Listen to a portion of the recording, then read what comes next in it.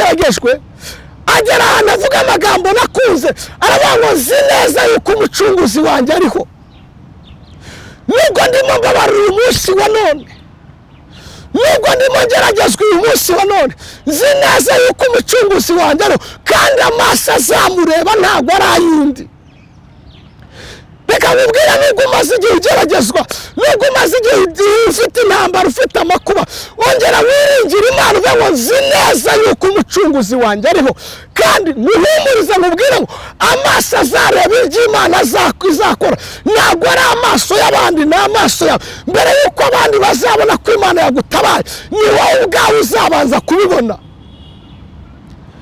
Bibiliya ivuga ngo muri ako kanya ngo Satani asohoka yiruka ngo maze kugenda yiruka ngo ateza Yobu ibyago intambara ziravuka ibigeragezo biravuka abana baba barapfuye amatungo baragiye umugore aramwihakana yewe abagaragu barashira umubiri ugira ikigeragezo cyo kurwara ibishuti atangira kwishimisha urujyo ngo arangije ngo aramanuka yicara mu ivu arishima reka mubwire nubwo ibintu byose byazagenda bigashira nubwo ibintu byose byazashira ntuzigere ureka kubaha Imana uzubaha Imana Bibiliya yavuze ngo icyo giti cyo kigiye gitemwa ngo cyarangiza ngo n'igishyitsi cyacyo ngo kikuma ngo kandi ngo n'imizi yacyo ngo ikumira mu butaka hari igihe umuntu ajya yuma ahagaze hari igihe umuntu ajya yuma agenda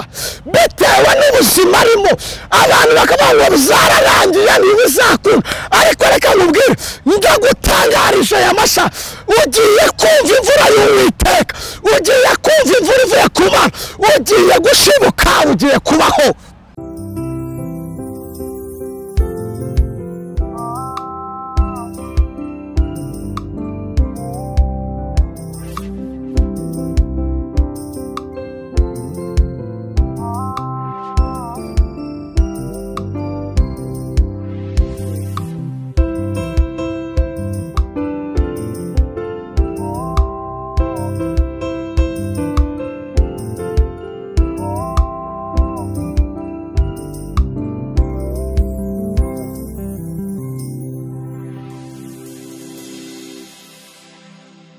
Nongeye kubasuhuza nshuti bavandimwe mbifuriza amahoro y'Imana kandi imigisha y'Imana nibabeho Imana ibagirire neza Imana ibibuke nkuko bisanzwe rero muri kumwe n'umukozi w'Imana Pastor Himbazwe Theophile mwanyemerera tugatangira dusenga Imana kuko Bibiliya yaravuze ngo mbere na mbere Imana kandi yaravuze ngo kandi mbere na mbere jambo yahozeho mu byaremwe n'Imana nta na kimwe kitaremwe nayo rero dushimye Imana ko jambo yahozeho kandi n'ubuzima turimo ducamo n'imibereho turimo ducamo n'ubundi jambo warahari rero munyemerere dusenga Imana kubw'uwo jambo muririmbye yaravuze ngo kubw'ubuntu nahawe n'Imana ndidegembya ndanezerewe kuko ndi muri Yesu rero umuntu uri muri Yesu aba afite byose umuntu uri muri Yesu aba afite amahoro undi we yaravuze ngo naho imirima yarumba inzabibu ntizera imbuto ngo nta kabuza yuko tuzishimira Uwiteka rero najya nkubwire ngo mu bihe uhagazemo mu minsi urimo nta cyakubuza kwishimira Imana kuko umugambi w'Imana ntabwo ujya uvuguruzwa rero dushimye Imana ikiturindiye mu buntu bwayo Imana ikaba ikikurinze nanjye Imana ikaba indinze suko tutahuye na byinshi byari gutuma ducika intege suko tutahuye na byinshi byari gutuma dusubira inyuma ariko dushimye Imana reka dusenge Imana kugira ngo tuganire ijambo ry'Imana tugiye kuganiraho ijambo ry'Imana rirarema ijambo ry'Imana rizana amahoro ijambo ry'Imana rizana ubutunzi rero Imana ishimwe mwebwe mukomeze gukurikira ijambo ry'Imana ndabasaba kugira ngo muhore muryizereramo Mana turagushimye kandi turaguhimbaje tugushimiye kuri Imana igira neza tugushimiye ko uri Imana izi kurinda kandi tugushimiye ko uri Imana ihambaye uri Imana iteye ubwoba ibyo tunyuramo byose uba wemeye ko tubinyuramo kandi igihe cyawe cyagera cyo kubidukuramo ukabidukuramo rero ndasenze mvuga ngo mwami muri ibi bihe turimo by'intambara muri ibi bihe turimo bigoranye muri ibi bihe turimo mwami by'ibyorezo muri ibi bihe turimo abantu babuze uko bagenza we ntago wabura kugenza abana bawe nyemerera kubwira ijambo urimanukiremo nk'uko usanzwe urimanukiramo, uriremeremo nk'uko usanzwe uriremeramo, kuko waravuze ngo ntihabeho habaho, urategeka ngo habeho umucyo, umucyo ubaho, utegeka ijoro ribaho. N'ubu ugira ibyo utegekera muri iri jambo. Urakoze Yesu, urakarama, ni mu izina rya Yesu Kristo rifite imbaraga, amina. Amahoro y'Imana nakomeze kubana nawe. Nkuzaniye ijambo nahaye intego ivuga ngo Imana iguhaye imbaraga zo gukomerera mu kigeragezo urimo.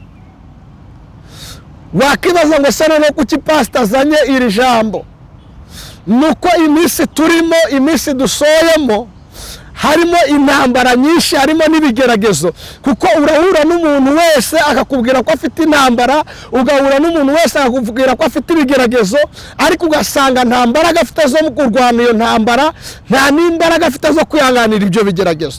Rero ndagira ngo ubwire ngo Imana iguhaye imbaraga zo kwihanganira ikigeragezo urimo, zo kwihanganira intambara urimo urwana, kuko nta ntambara itagira iherezo, nta n'urugamba rutajya rurangira, nta n'ikigeragezo kitajya kirangira. Iyo usomye Bibiliya ikwereka abantu bagiye batubanziriza b'intwari, ariko aba bose baciye mu bikomeye. Umuririmbyi aravuga ngo bamwe muri abo banyamahirwe ngo babaciye ibihanga, abandi ngo babateka mu mavuta, ngo nyamara ngo iyo babibonaga ngo babonaga gutabarwa kwabo kuri hafi. Iyo umuntu afite imbaraga zo kwihanganira ikigeragezo cyangwa se zo kwihanganira urugamba, niyo abigezemo arihangana. Iyo usomye inkuru z'umugabo witwa Stefano, kuko Stefano yari afite imbaraga zo kwihanganira ikigeragezo n'intambara yari afite, igihe bamuteraga amabuye yarenze amabuye bari kumutera, arangije yubura amaso areba mu ijuru, aravuga ngo ndabona ijuru rifunguka, ngo kandi ngo ndabona n'umwana w'Imana ndetse n'abamarayika. Arangije ngo data, aba bantu bose ubabarire kuko ntago bazi icyo bakoze. Iyo umuntu afite imbaraga zo kwihanganira ikigeragezo, ntago areba abantu bamurwanya, ntago areba abantu bamuvuga, ntago areba abantu bamusebya, ahubwo ibyo abandi barimo bavuga we ntago ababireba, ahubwo abareba ibindi azabona mu gihe kizaza. Niyo mpamvu nakuzaniye ijambo Imana yampaye ikambwira ngo genda utangarize abana banjye ko mbahaye imbaraga zo kwihanganira mu kigeragezo, cyangwa se ko mbahaye imbaraga zo kwihanganira mu rugamba barimo barwana, kuko ndi Imana ije kubatabara nyuma y'izo ntambara bafite. Ndagira ngo dusome ijambo ry'Imana dusanga hano muri Yobu ibice 14 murongo wa 7 wavuze ngo erega hari ibyiringiro yuko igiti gitemwe cyongera gushibuka kandi kikajya kigira amashami y'ibitontome, nubwo imizi yacyo usazira mu butaka n'igishitsi cyacyo kigahera mu mukungugu, iyo cyumvisha amazi cyongera gushibuka kigatoha nk'igiti kikiri gito. Amina. Twese izi nkuru z'umugabo witwa Yobu turazizi. Uyu mugabo witwa Yobu yarageragejwe, mu kugeragezwa ageragezwa Imana yabyemeye kandi yabishatse. Ibyo rimunyuramo uyu munsi wa none ni Imana yabyemeye kandi ni Imana yabishatse. Hari igihe umuntu avukira mu buzima akajya yibaza akavuga ngo Mana, ubu buzima kuki nabuvukiyemo? Ndagira ngo ubwire ngo ni Imana yabyemeye ko ibyo ngibyo bikugeraho. Uyu mugaragu w'Imana Yobu, Bibiliya imuvugaho, imuvuga kuntu yari umukiranutsi. Bibiliya ngo yubahaga Imana ku gato no ku kanini, ngo kabone ngo niyo abana be bajyaga mu birori ngo yasigaraga basengera cyangwa se bakabatambira ibitambo. Ngo igihe kimwe Satani ngo ava kuzerera mu isi no kuyitambagiramo, ngo Imana irabaza ngo mbe Satani uvuye? Aravuga ngo mvuye kuzerera mu isi no gutambagira. Imana iravuga ngo mbese wabonye uburyo umukiranutsi wanjye Yobu anyubaha? Satani ngo atangira kuzana impamvu, abwira Imana abaza ngo mbese Yobu yabuzwa n'iki kukuba? Icyambere wamuhaye umugore umukunda, umuha abagaragu umuha abana beza, umuha amatungo, urangije umuha guhirwa mu gihugu, umuha guhirwa mu isi. Yabuzwa n'iki kukubaha? Imana isubiza Satani iravuga ngo Satani, Yobu ntabwo anyubaha kubera ibyo afite. Ntuzigera wubaha Imana kubera ibyo ufite. Ubaha Imana kubera ko utegetswe kubaha Imana, kuko na nyuma y'ibyo ufite bimaze kurangira utegetswe gukomeza kubaha Imana. Uyu mugaragu w'Imana Yobu yari yibereye aho ngaho, ntabwo yari azi inama iri kuba mu ijuru, ntabwo yari azi ko Satani arimo amusaba. Nawe hari igihe ujya ubona ubuzima ari bwiza, hari igihe ujya ubona urugo rurimo amahoro, ukibwira ngo Satani aratuje. Ntabwo Satani atuje, kuko Satani ni umurezi wawe ku manywa na nijoro. Bireba ngo Uwiteka aravuga ngo Satani wibeshye. Ntabwo Yobu anyubaha kubera ko namuhaye umugore umukunda. Ntuzubaha Imana kubera ko yaguhaye umugore ugukunda. Ntuzubaha Imana kubera ko yaguhaye abana. Ntuzubaha Imana kubera ko yaguhaye amafaranga, yaguhaye imodoka, yaguhaye etaje, abana bagiye kwiga muri Amerika. No, na nyuma y'uko igura ibyo byose hari igihe wazahura n'intambara. Iyo wubashye Imana kubera ibyo yaguhaye, niyo n'intambara uyivaho. Ariko uko wubashye Imana ukomeza kuyubaha mu byiza no mu bibi. Imana ibwira Satani ngo aho wibeshe, ibyo byose ugaragaje ndabiguhaye, kabone n'umubiri we ndawuguhaye, ariko ubugingo bwe bugize gute? Ubugingo bwe burashinganye. Reka nkubwira, nubwo ufite intambara, ufite ibigeragezo iburyo n'ibumoso, amajyepfo n'amajyaruguru, ariko nagira ngo ubwire ubugingo bwawe burashinganye. Umva impamvu ubugingo aribwo bushinganye. Ubugingo nibwo buzabona Imana. Uyu mugabo witwa Yobu yarageragejwe, agera ahantu avuga amagambo nakunze, aravuga ngo nzi neza yuko umucunguzi wanjye ariho. Nubwo ndimo mbabarira uyu munsi wa none, nubwo ndimo ngeragezwa uyu munsi wa none, nzi neza yuko umucunguzi wanjye ariho, kandi amaso azamureba ntabwo ari ay'undi. Reka nkubwire, nubwo umaze igihe ugeragezwa, nubwo umaze igihe ufite intambara, ufite amakuba, wongera wiringira Imana uvuga ngo nzi neza yuko umucunguzi wanjye ariho. Kandi muhumurize mubwire ngo amaso azareba ibyo Imana izakora, ntabwo ari amaso y'abandi, ni amaso yawe. Mbere yuko abandi bazabona ko Imana yagutabaye, ni wowe ubwawe uzabanza kubibona. Bireba ngo muri ako kanya ngo Satani asohoka yiruka, ngo amaze kugenda yiruka ngo ateza Yobu ibyago, intambara ziravuka, ibigeragezo biravuka, abana baba barapfuye, amatungo baragiye, umugore aramwihakana, yewe abagaragu barashira, umubiri ugira ikigeragezo cyo kurwara ibishuti, atangira kwishimisha urujyo, ngo arangije ngo aramanuka yicara mu ivu arishima.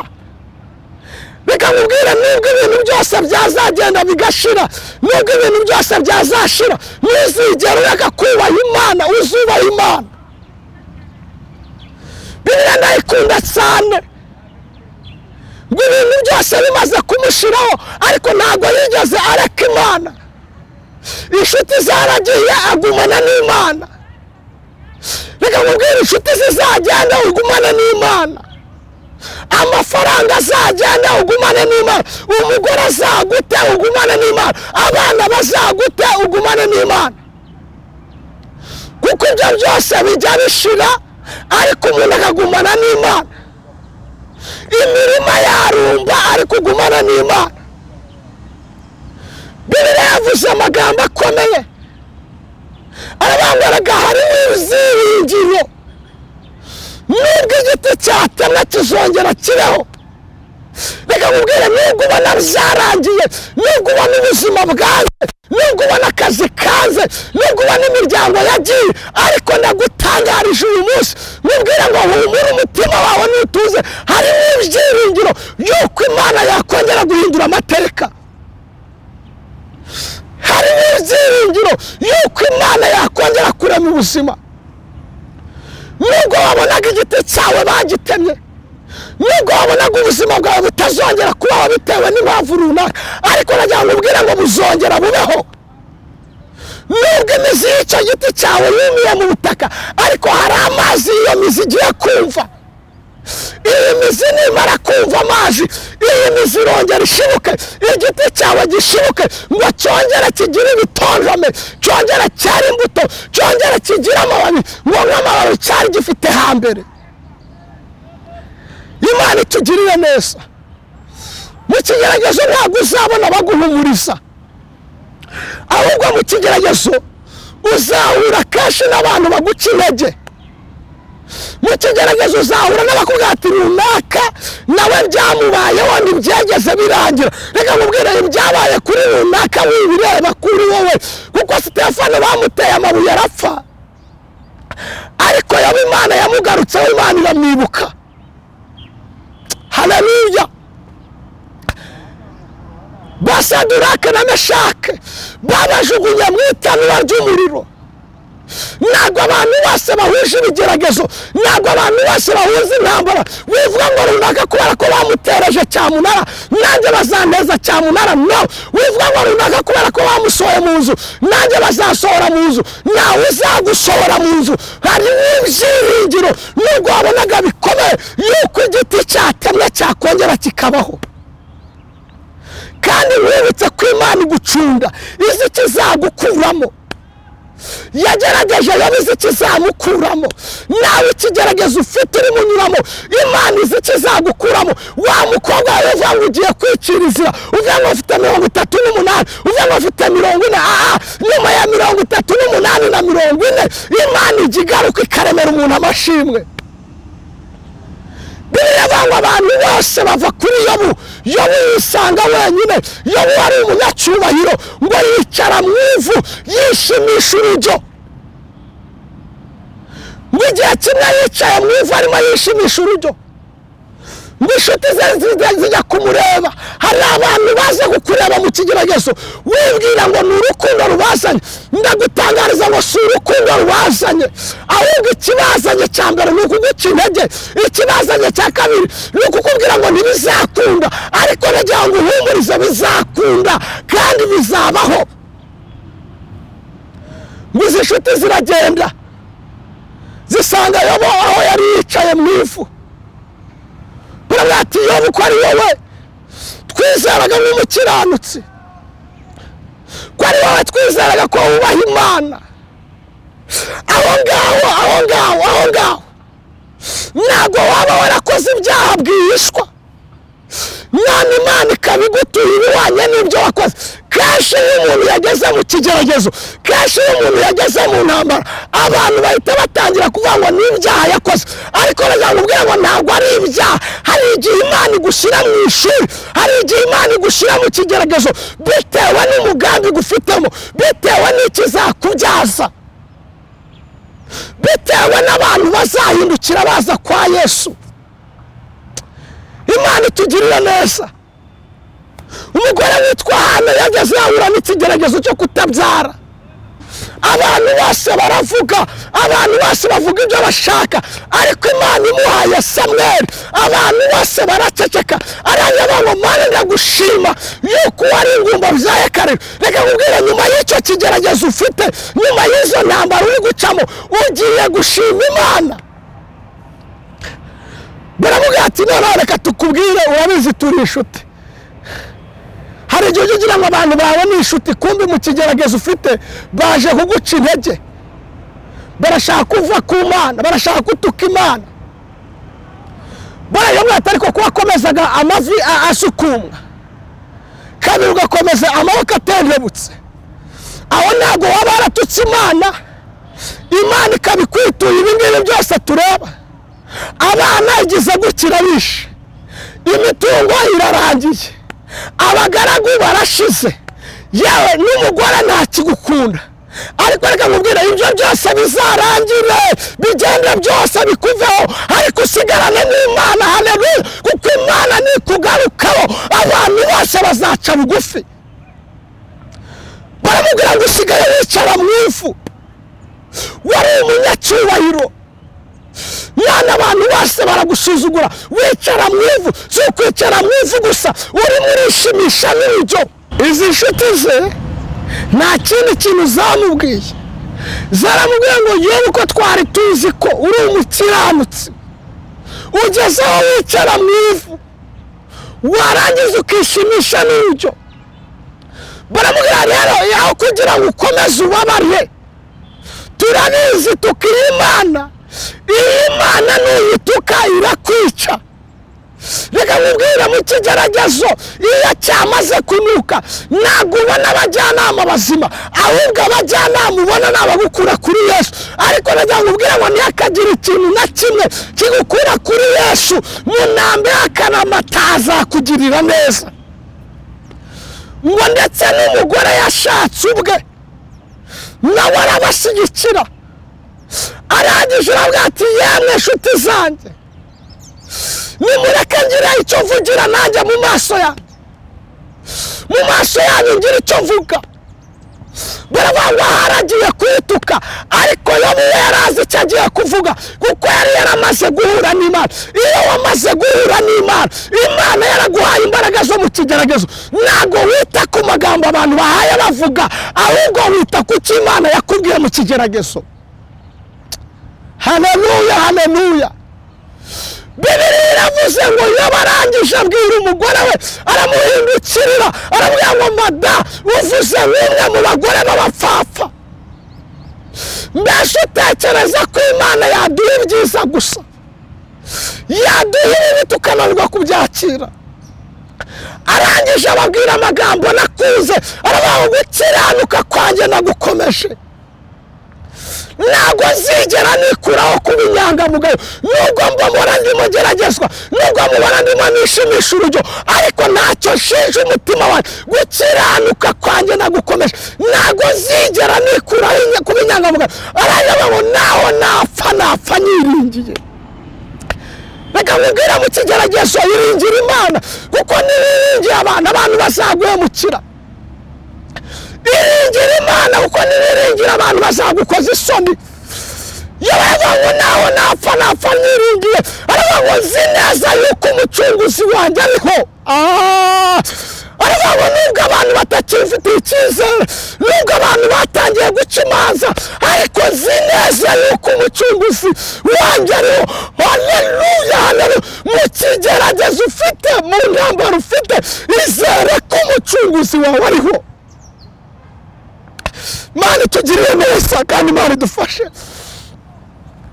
aravuga ngo umucunguzi wanjye ariho nubwo abana bagiye umucunguzi ariho nubwo amatungo yashize umucunguzi ariho nubwo ibigega ntakiriho umucunguzi ariho nubwo umubiri mba basangamo nishimisha urujyo umucunguzi ariho aravuga ngo kandi ifite ibyiringiro nubwo aya maso y'inyuma atazamureba ariko umuntu w'imbere azareba Imana yambaye undi mubiri Imana itugirire neza kandi Imana idufashe Imana ikumere imbaraga zo kwihanganira ikigeragezo birabahirwa umuntu wihanganira umugerageza kuko namara kwemerwa azahabwa ikamba ry'ubugingo Uwiteka yasezeranije abamukunda iyo usomye muri 5 hari ijambo nakuze ryaravuze ngo hamagara noneho wari uwakumva birashoboka ko hamagara abantu ntibakumve birashoboka ko hamagara inshuti ntizikumve birashoboka ko hamagara abantu bo muri famiye ntibakumve ariko nagira ngo ubwire aya masaha hamagara Imana yiteguye kukumva hamagara Imana yiteguye kugusubiza iyo wiringiye Imana mu gihe gikomeye ijambo ryatubwiye ngo erega hari ibyiringiro nubwo igiti cyatemwe kikaba cyaratemwe abantu bazi ko kitazashibuka iki giti kizongera kibeho muzarebe kenshi mu rugo iyo hari urubuto runaka rw'igiti barangiza urubuto bakagera igihe bakarutema abantu bose baza bakarwicaraho abihanagurizaho urwondo bakarwihanagurizaho urwondo yewe abasaya bakacyasa ariko iyo bagiriye umugisha iki giti kikagirirwa umugisha kikumva imvura nubwo cyaba cyarumiye mu butaka kigashibuka nta muntu wongera kucyicaraho ahubwo bahita batanga itangazo bakavuga ngo nta muntu cyemerewe kwicara kuri iki giti. nawe ndagira ngo nkubwire ngo hari abantu bakwihanagurishaho, hari abantu bakwicayeho, hari abantu bagutaramanye, ariko ndagira ngo nkubwire ngo umutima wawe nituze. hariho ibyiringiro nubwo ubona ntazira, ariko hariho ibyiringiro nubwo igiti cyatemwe kizongera gishibuke. nikimara gushibuka kizagira ubuzima. Bibiliya yavuze ngo icyo giti cyo kigiye gitemwa ngo cyarangiza ngo n'igishitsi cyacyo ngo kikuma, ngo kandi ngo n'imizi yacyo ngo ikumira mu butaka. hari igihe umuntu ajya yuma ahagaze, hari igihe umuntu ajya yuma agenda bitewe n'ubuzima arimo. abantu bakavuga ngo bizararangiye ntibizakunda, ariko reka nkubwire ndagutangarije aya masha, ugiye kumva imvura y'Uwiteka, ugiye kumva imvura ivuye ku Mana, ugiye gushibuka, ugiye kubaho. haleluya. Bibiliya yavuze ngo iki giti ngo imizi yacyo yumvishije amazi mu butaka. kumva amazi gusa mu butaka ngo iyi mizi irongera ikagira ubuzima, iyi mizi irongera ikabaho. nawe ndaguhanuriye aya masha, ndahanuriye ubuzima bwawe aya masha, ndahanuriye akazi kawe, ndahanuriye urugo rwawe. bugiye kongera kumva imvura, bagiye kongera kumva amazi, ugiye kongera kubaho, ugiye kongera guhindurirwa amateka. ngo iki giti ngo kibasha kongera kugira ubuzima nubwo umuzi wacyo usazira mu butaka, n'igishitsi cyacyo kigahera mu mukungugu. iyo cyumvishije amazi cyongera gushibuka, kigatoha n'igiti kikiri gito. umva kandi gusa baragitemye bazi ko byarangiye, ariko ngo iyo cyumvishije amazi ngo kirongera kigashibuka, ngo kigatoha, ngo kandi ngo kigatoha n'igiti kikiri gito. ntabwo gitoha n'igiti kirimo gisaza, gitoha n'igiti kikiri gito. mu mahirwe yasha kugaruriye, ugiye kongera kugira ubuzima buryoshye, ugiye kongera kugira ubuzima butangaje. abantu umuririmbyi yavuga ngo iby'Imana ikora biradutangaza, aravuga ngo kandi ngo nta n'uwabimenya uko biri. ibintu Imana igiye kugukorera nta muntu wabasha kubimenya. yabihishe nyuma y'ikigeragezo. nyuma y'ikigeragezo wari urimo ugeragezwa, harimo igitangaza Imana yakuremeye. iki gitangaza Imana igiye kukirema abantu bose batanga. iyo usomye Bibiliya mu gitabo cy'Itangiriro, Imana igerageza Aburahamu yari izi ikiri bukore. nawe muri iki kigeragezo umaze mu gihe ugeragezwa, Imana izi ikiri bukore. yasanze Aburahamu iramubwira ngo yewe Aburahamu we, ujye uvanga urankunda, none fata umwana wawe Isaka umujyane ku musozi ujye kumuntambiraho igitambo. Imana yari izi ko iri bwironkera igitambo, ariko yibihisha Aburahamu. nawe ndagira ngo nkubwire ngo yaguhishe ko izagutabara. nubwo uri mu kigeragezo irabiguhisha, wamaze kwiyakira ko uzagendana n'icyo kigeragezo mba kupfuye, ariko ndagira ngo nkubwire ngo hariho ibyiringiro. nubwo igiti cyatemwe kizongera kibeho. iyo bigiye kigeze, inshuti zose zimuvaho, umugore nawe aragenda, ariko asigarana n'Imana, akomeza kubaha Imana. ngo igihe kigeze Imana yibuka isezerano ifite kuri Yobu. iyo usomye mu bice 42 muri Yobu yavuze amagambo akomeye. yaravuze ngo erega hariya, yavuze amagambo aryoshye, aravuga ngo nzi neza yuko ushobora byose, nzi neza yuko ushobora byose, kandi nta kintu na kimwe kibasha kurogoya umugambi w'Imana. iyo ugiye mu mateka ya Bibiliya usanga nyuma yo kugeragezwa kwa Yobu ngo Imana yamuhiriye inshuro 7 ibyo yari afite byose. kandi wibutse ko Imana nijya kuguhira izaca mu banzi bawe, izaca mu bagusetse mu kigeragezo, izaca mu bakurwanyije uri mu ntambara. Ngo Imana iragenda isanga za nshuti ze za Elifaze ngo nabo ibateza uburwayi. Ngo baragenda bashaka abaganga, baragenda bajya hirya no hino biranga, nabo ngo barangije ngo bashaka mu maso y'Imana. Wowe tuzi umutima, n'abatari bashaka mu maso y'Imana bazahashaka, kuko ba Elifaze nabo bashatse mu maso y'Imana. Bamaze gushaka mu maso y'Imana, ngo Imana yirahira Yobu, wa wundi bavuze ngo ni umunyabyaha, ba wundi bavuze ngo ntabwo akiranuka, wa wundi bavuze ngo Imana imwituye ibyo ihwanye n'ibyo yakoze.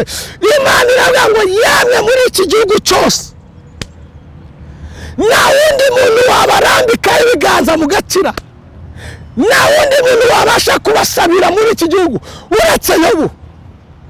Noneho ntekereza ko bahise batekereza ahantu Yobu yicaye, ntekereza ko bahise bakurura ubuzima basizemo Yobu.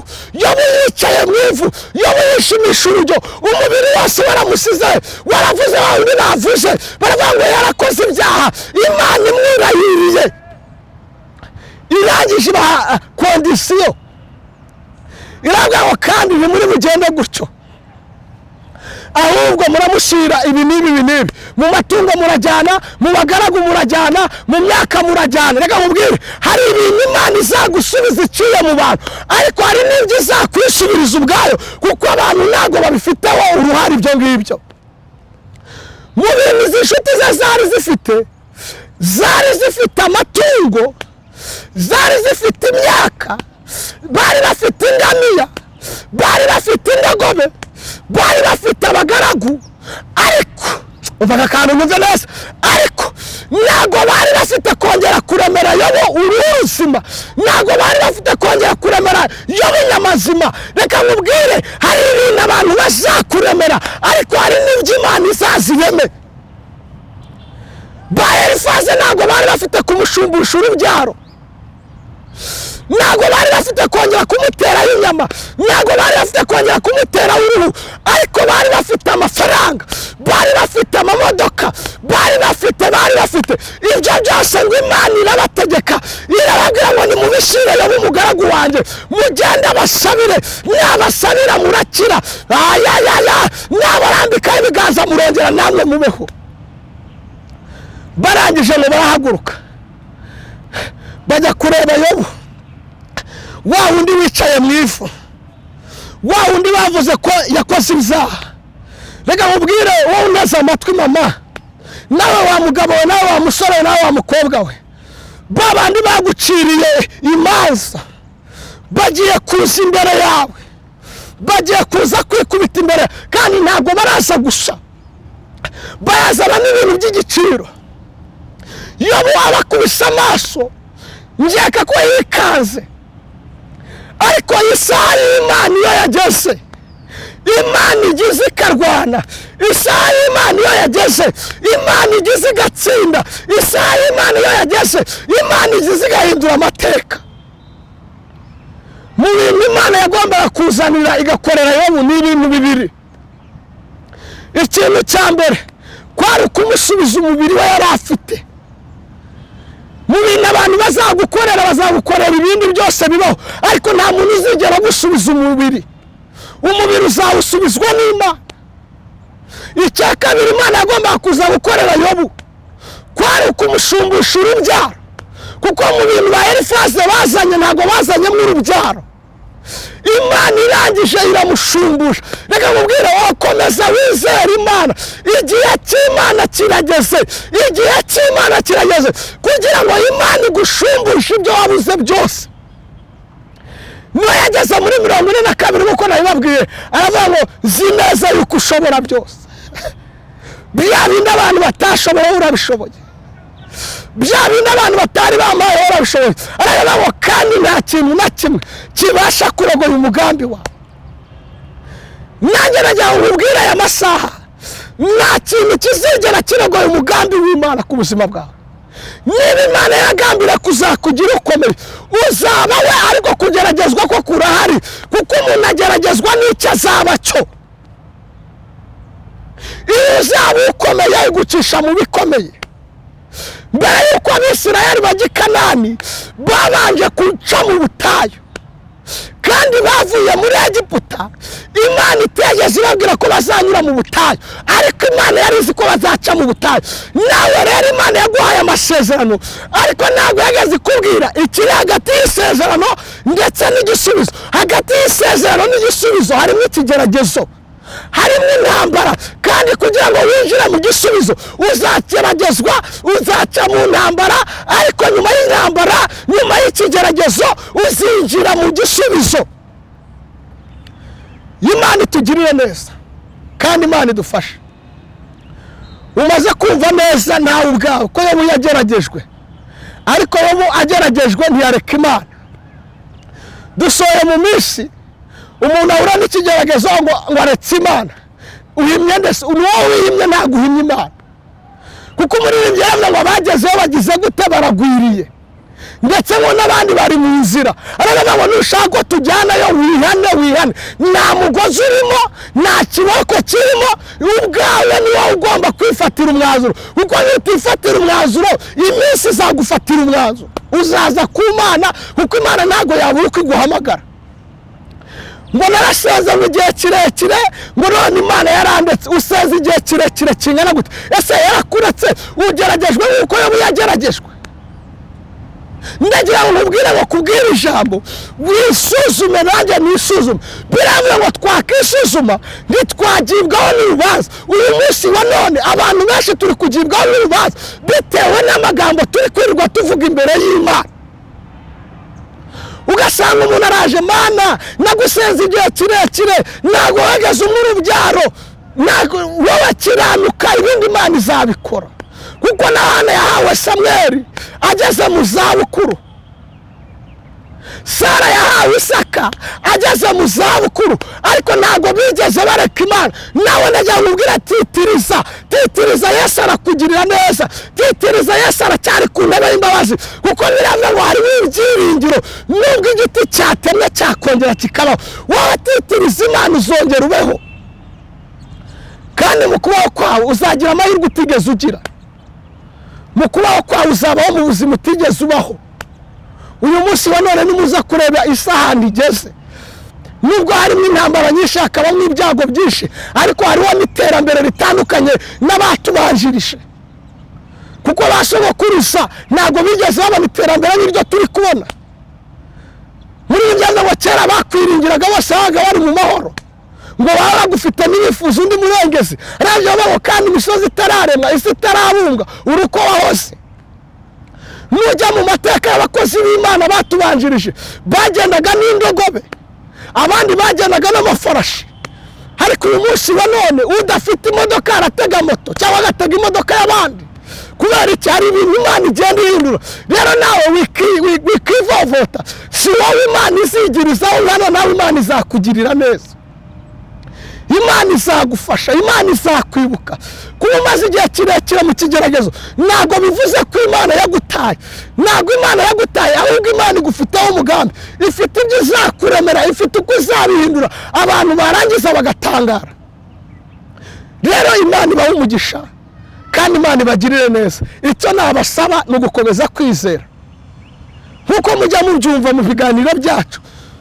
hari akantu kajya gacamo k'umuririmbyi ucuranze neza uvuga ngo reka gutinya ibizakubaho, Imana izakurinda. n'ubundi wabitinya utabitinya ntacyo wamara, ahubwo wowe izera Imana ibikurindiremo. rero Imana ibaha umugisha, mureke gutinya ibizabaho, mureke gutinya ubuzima muhagazemo. Imana irabizi kandi Imana izi ibyo iri bukore. munyemerere dusenga Imana, ariko ugarukira aho wari ugeze wivovotera Imana, kuko ibyo uri kunyuramo byose nta muntu wabigizemo uruhare, Imana niyo yabyemeye. hari igihe abantu bajya bavuga ngo runaka ngo byari kunyuramo ngo byatewe nuko byagenze gute ko Imana yabyemeye. Imana itabyemeye ninde wabikora?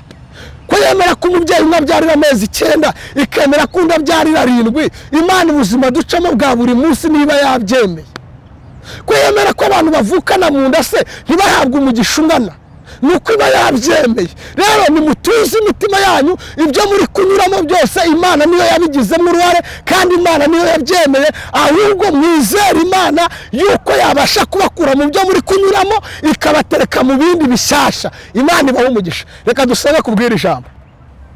Mana mu izina rya Yesu, Imana nkuru, Imana yo kwizerwa, Imana yo kwiringirwa, tumaze gusobanukirwa ko ibyo tunyuramo byose wabigizemo uruhare, ahubwo dusabye imbaraga zo kugira ngo uduhe kwihanganira ibitugerageza ndetse n'ibiturwanya. Ngaho rero rengera abana bawe, bafashe muri byose kandi ubarengere muri byose mu izina rya Yesu. Abari baracitse intege nubababarire, abari baragiye kure yawe nubagarure mu izina rya Yesu Kristo. Abari basubiye inyuma nuwongere bateze intambwe, ababonaga birangiye nubitangize Mwami, uko byose urabishoboye. Urakoze Mwami, urakarama ko wumvishe gusenga, ni mu izina rya Yesu Kristo rifite imbaraga. Amina, amina. Imana ibahe umugisha kandi Imana ibagire neza. Ndabakunda cyane. Amahoro y'Imana nabane namwe. Mwari kumwe na Pasiteri Himbazwe Theophile. Nk'ibisanzwe, ushaka tuganira, ushaka kutugira inama, ushaka kudufasha ubundi bufasha, waduhamagara kuri 0784778486. Imana ibahe umugisha kandi Imana ibagire neza. Shalom, shalom, shalom.